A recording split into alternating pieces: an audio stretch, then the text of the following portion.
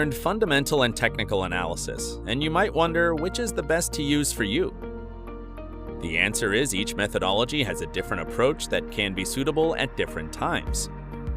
For example, it makes sense to use fundamental analysis if you want to invest and forget over a long period, as technical analysis requires you to regularly check the markets and trade frequently.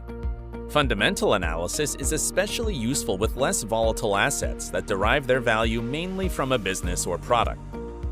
Stocks are a good example of this. It's simple to see that the performance of Apple stocks depends on the company's products and their success.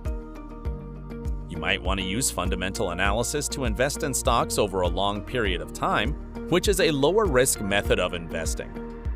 However, if you're looking to make gains over the short term, technical analysis might be a more suitable analysis framework. Short-term price movements can be more effectively explained via technical analysis. This is because traders make a call on whether an asset's price will increase or decrease based on previous price action and technical indicators.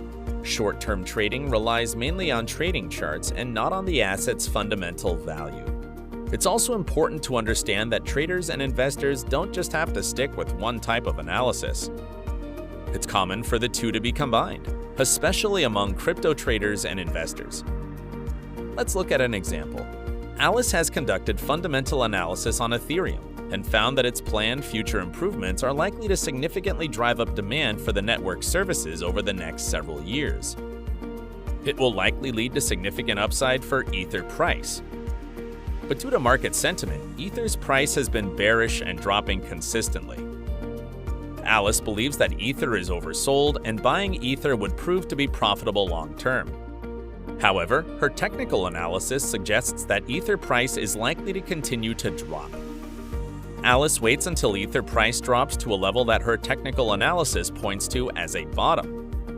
Alice then purchases Ether and plans to hold until she can realize Ether's long-term price appreciation.